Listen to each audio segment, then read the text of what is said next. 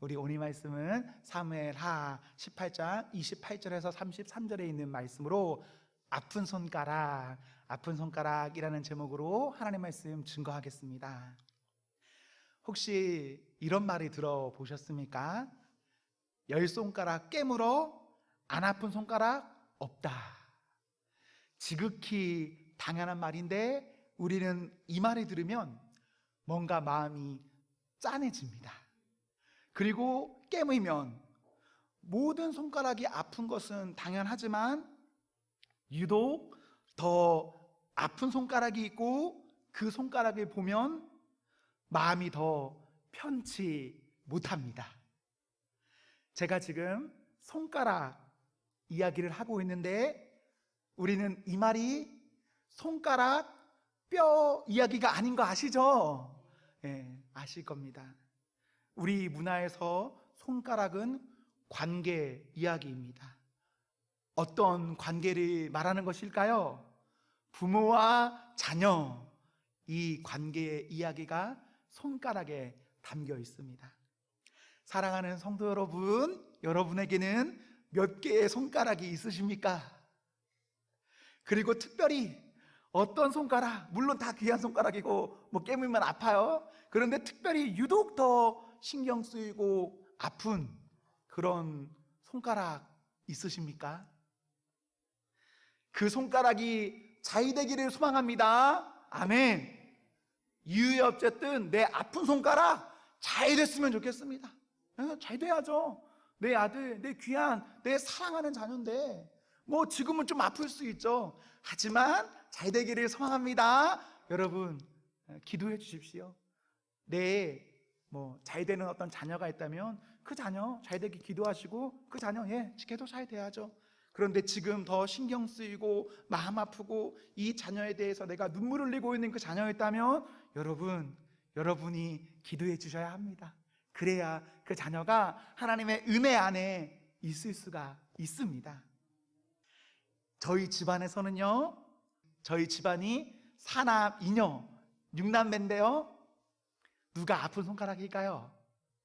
저희 집안에서는 권사님 어떻게 하셨어요? 제가 아픈 손가락입니다. 제가 올해 40살이 되었는데 결혼하지 못해서 우리 어머니에게 아픈 손가락입니다.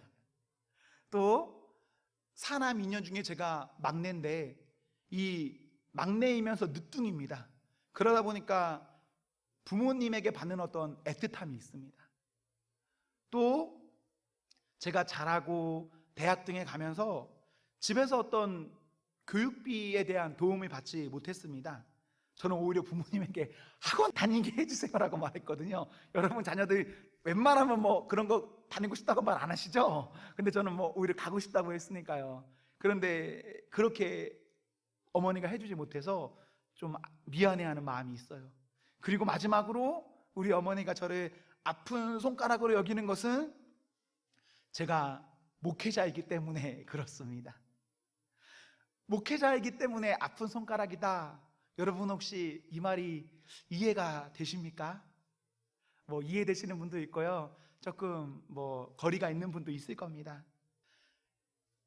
잘 이것을 이해하시 못하시는 분들은 그냥 이런 상상해 보시면 됩니다. 우리 집안에 목회자 한 명 나오면 여러분 그게 뭔지 다 알 겁니다. 지금 앞에 서 있는 이 목사 혹은 우리 담임 목사님 보면서 그 목사님이 우리 아들이다 라고 생각하면 여러분 아픈 손가락이 어떤 의미인지 여러분 아실 겁니다. 집안에 목회자 한 명 나오면 그 목회자가 서울대를 나왔든 돈이 많든 능력이 많고 뭔가 아주 뛰어나더라도 그런 것과는 아무 상관없이 아픈 손가락이 됩니다. 왜 그럴까요? 왜 목회자 정말 좋은 거거든요. 정말 좋은 건데 왜 목회자가 되면 부모님들은 아픈 손가락으로 여길까요? 여러분은 아시죠? 교회는 잘해도 어려움 당합니다. 못해도 어려움 당합니다. 그냥 목회자가 되면 어려움 당합니다. 우리는 교회가 어떤 곳인지 알아요. 우리가 잘 알고 있기 때문에 자녀가 목회자가 되는 것 아픈 손가락이 됩니다.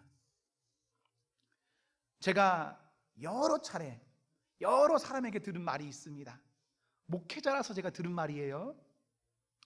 저에게 여러분들이 이런 말을 해주셨는데 뭐라고 말했냐면, 설교 잘하지 마세요.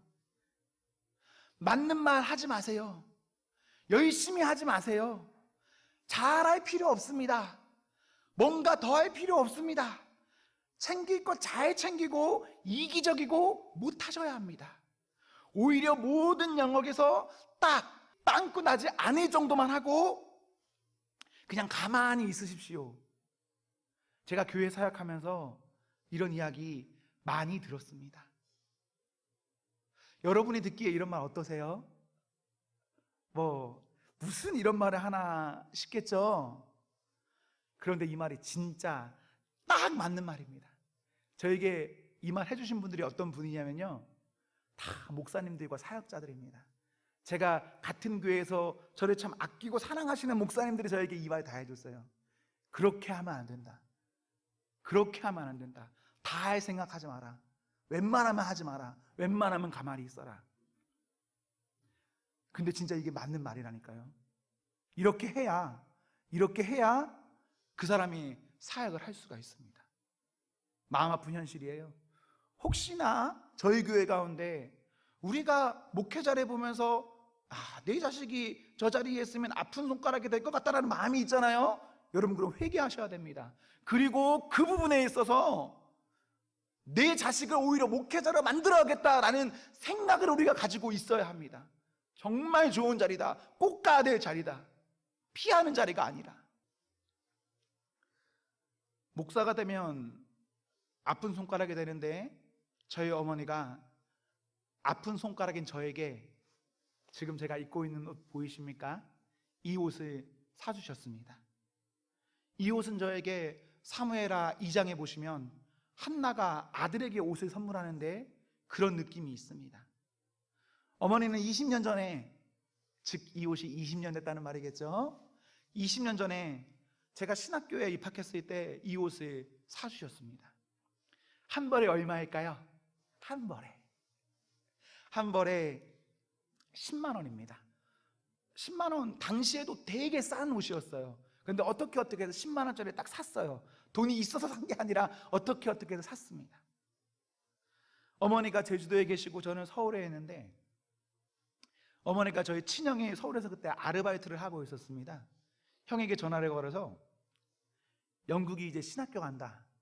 이제 목사 될 사람인데 가다마이 뭔지 아시죠? 가다마이 한 벌 없다. 내가 나중에 돈 줄 테니까 네가 옷 좀 사줘라 해서 시장 가서 샀습니다. 멀리서 보면 이 옷이 어떨지 모르겠지만 옷에 이제 안에 보면은 안감이 많이 헤어져 있고 겉이 보면 겉이 되게 뭔가 안 좋아요. 이 옷 사실 보면 이 옷 버려도 진작 버렸어야 할 옷인데 아직도 이렇게 가지고 있고 종종 입고 있습니다. 왜 그럴까요? 보는 사람들에게는 그냥 낡은 볼품없는 옷입니다. 그러나 저에게는 어떻습니까? 이 옷은 그냥 옷이 아닙니다. 저에게 이 옷은 굉장히 소중하고 중요하고 좋은 옷입니다. 사랑하는 성도 여러분, 여러분에게 자녀가 있습니까? 특별히 아픈 손가락이 있습니까? 그 자녀를 위해 기도해 주십시오. 그리고 그 자녀를 위해 그 자녀의 그 마음에 심겨질 것을 베풀어 주십시오. 그러면 그 자녀는 잘못된 길로 가지 않습니다. 잘못된 길로 갔다가도 곧 돌아옵니다. 또한 부모를 사랑하고 감사하는 마음이 생깁니다. 사랑하는 성도 여러분, 저는 여러분에게 이렇게 부탁드리고 싶습니다. 자녀에게 집 주고 돈 주고 차 주는 것이 자녀를 잘 되게 하는 것이 아닙니다. 자녀가 떼쓰고 울고 불고 한다고 그것을 허락하며 주는 것이 자녀를 자유되게 하는 것이 아닙니다. 여러분은 여러분의 자녀에게 기도와 마음에 새겨질 것, 곧 신비, 마음에 새기다라는 말입니다. 신비를 남겨야 합니다. 10,000원짜리 주더라도 신비를 주셔야 그 자녀가 진짜 좋은 사람, 내 아들 됩니다. 우리 모두에게, 특별히 여러분에게 내 자녀는 착하고 내 자녀는 괜찮고 내 자녀는 뭔가 좋게 말함이 있습니다. 하지만 현실을 냉정하게 보십시오. 내 자녀는 내 말처럼 진짜 착합니까? 진짜 좋습니까? 그렇지 않습니다. 현실은 그렇지 않아요. 중고등학교, 대학교 인근에 가서 아이들이 그 부모에 대해 하는 말을 잠깐이라도 들어보지 않습니까? 특별히 여학생들이 하는 말을 들어보지 않습니까? 부모에 대해서 입에 담지도 못할 말 서슴없이 합니다. 그런데 그것이 TV에 나오고 누군가의 입을 통해서 듣는 어떤 말이냐? 어떤 나쁜 애들의 말이냐? 아닙니다. 그게 평범하게 지금 이 시대를 살아가는 우리 자녀들의 모습입니다. 부모에 대해서 자녀들 그렇게 좋게 말하지 않습니다. 냉정하게 보면 그렇습니다. 제 친구가 있습니다. 아주 잘 사는 친구입니다. TV에 나오는 그런 집에 사는 친구입니다. 그 친구의 간절한 소망이 뭔지 아십니까? 부모님 빨리 돌아가시는 겁니다. 왜 돌아가셔야 되는지는 알겠죠? 아주 부잣집에서는 부모님이 돌아가시는 게 자녀에게는 꿈이에요. 여러분의 자녀들 중에, 그리고 정말 많은 자녀들 중에 집을 탈출하는 것이 꿈인 거 아십니까? 정말 많은 자녀들 중에 우리 부모님 안 보는 게 꿈인 거 아십니까? 남의 자녀 이야기가 아닙니다. 우리 자녀 이야기입니다. 우리 자녀들이 어떻게 살아가고 있냐? 우리 부모님 빨리 돌아가시길 바라고 있고, 집을 나가기를 소망하고 있고, 부모와 좀 안 봤으면 좋겠다라고 생각하는 것이 지금 시대입니다. 그렇기에 우리가 진짜 하나님 앞에서 기도하시고 신비를 남기셔야 됩니다. 그 아이들의 마음에 새겨질 것, 그것을 남겨야 합니다. 이렇게 여러분 물어보실 수 있겠죠? 아니, 어떻게 하면 신비할 수 있습니까? 어떻게 하면 우리 아이의 마음에 새길 수 있는 그것을 남길 수 있을까요? 어떻게 하면 남길 수 있냐? 저는 모르죠. 저는 모릅니다. 그러니 여러분이 하나님 앞에 지극히 매달리며 기도하셔야 합니다. 나와 내 자녀, 그거 누가 알고 누가 정확히 판단할 수가 있겠습니까? 사람이 할 수 없습니다. 어떤 전문가가 나와서 말한다고 해서 그거 할 수 있는 것이 아닙니다. 그러니 자녀와의 관계의 문제가 중요한 것이라면 여러분, 그것을 가지고 하나님께 매달리셔야 됩니다. 내가 내 자녀에게 이런 거 저런 거 주는 거 네, 좋은 일입니다. 드십시오. 그런데 특별히 자녀에게 신비를 안길 수 있게 해달라고, 내가 어떻게 말하며 무엇을 남기고 어떻게 그 아이에게 하는 것이 신비일지를 하나님께 기도하셔야 합니다. 그러면 어느 순간 우리 하나님 그 부모에게, 그 자녀에게 신비를 안겨주십니다. 이것은 진짜 중요한 일입니다. 우리 자녀가 잘 먹고 잘 사고 부자가 되고 결혼 잘하고 뭐 이것저것 하는 것보다 자녀의 마음에 부모의 신비를 남기는 것은 중요합니다. 여러분의 자녀의 마음에 부모가 신비로 남겨야 무엇까지 이어지는지 아십니까? 하나님이 남습니다. 부모인 내가 내 자녀에게 신비가 되지 못하면 자녀는 하나님 믿지 못합니다. 하나님 믿기 어려워요. 왜? 우리는 하나님을 아버지라 부르거든요. 하나님을 아버지라 부르는데 아버지라 부르는 하나님이 안 좋은 하나님으로 느껴질 수밖에 없죠. 왜? 내 눈앞에 보이는 육신의 아버지와 어머니가 안 좋으니까요. 그런 면에서 우리 하나님 앞에 매달리셔야 합니다. 오늘 본문 다윗이 슬퍼하는 본문입니다. 누구와의 일로 이렇게 슬퍼하고 있습니까? 셋째 아들 압살롬의 죽음을 놓고 크게 슬퍼하고 있습니다.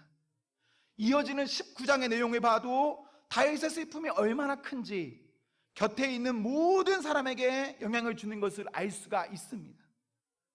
33절에 내 아들 압살롬아 차라리 내가 죽었더라면. 아들이 죽고 다윗은 무척이나 마음 아파합니다. 이것이 부모의 마음이겠죠? 자식의 죽음에 마음 아파하고 차라리 내가 하는. 그런데 이 아들 사실 죽을 수밖에 없습니다. 왜 그렇습니까? 아버지 다윗의 왕권을 뺏기 위해 반란을 일으켰기 때문에 죽을 수밖에 없습니다. 죽을 수밖에 없는, 그리고 정말 안타까운 일로 그렇게 되었는데도 어쨌거나 부모된 다윗은 큰 슬픔에 쌓입니다. 아마 우리도 그럴 겁니다. 이후에 어쨌든 자녀의 죽음, 그 죽음이 달가울 부모가 어디에 있겠습니까? 우리도 우리의 자녀가 어떤 이유에서든 뭔가 좀 잘못됐다라고 생각해 보십시오. 라고 하지 않겠습니까? 차라리 내가 죽었으면, 차라리 내가 아팠으면, 차라리 내가 실패했으면, 차라리 내가 뭐 했으면 이라고 다 내가 대신이라고 말할 겁니다. 그런데 오늘 본문의 사건에서 우리가 몇 가지 부분을 한번 살피고 가면 좋을 것 같습니다. 그 부분을 살피면 오늘 본문에 대해서 여러 가지 생각이 가능할 것 같습니다. 세 가지인데요. 먼저는 사무엘하 13장에서, 여러분이 나중에 사무엘하 13장을 읽어보시면 됩니다. 압살롬의 여동생이 성폭행 당합니다. 다윗이 어떡합니까? 하필이면 성폭행의 가해자가 누굽니까? 다윗의 아들입니다. 다윗 아무것도 하지 않습니다. 사무엘하 13장 19절에서 20절에 성폭행에 당한 딸은 공주의 옷을 벗고 평생 처량하게 삽니다. 다윗이요, 딸도 어떻게 할 수 없고 아들도 어떻게 할 수 없으니까 그냥 아무것도 하지 않고 가만히 둬버립니다. 두 번째는 이 역시도 사무엘하 13장에 나온 건데 사무엘하 13장 후반부의 내용입니다. 동생이 성폭행을 당했습니다. 그것을 보고 그의 오빠인 압살롬이 가서 보복합니다. 죽여버려요. 압살롬이 그 일로 외국으로 도망합니다. 그런데 그 후로 다윗이 아들을 한 번도 찾지 않습니다. 살인하고 도망한 아들, 아버지가 한 번도 찾지 않아요. 세 번째는 사무엘하 14장에서 결국 이렇게 저렇게 해서 압살롬이 이스라엘로 어떻게 돌아왔습니다. 돌아왔는데 다윗은 돌아온 아들을 보지 않습니다. 그냥 돌아왔을 뿐이지 보지는 않아요. 다윗에게 아들 그 압살롬을 향한 사랑의 마음이 없었는가? 아니요. 다윗은 아들을 사랑합니다.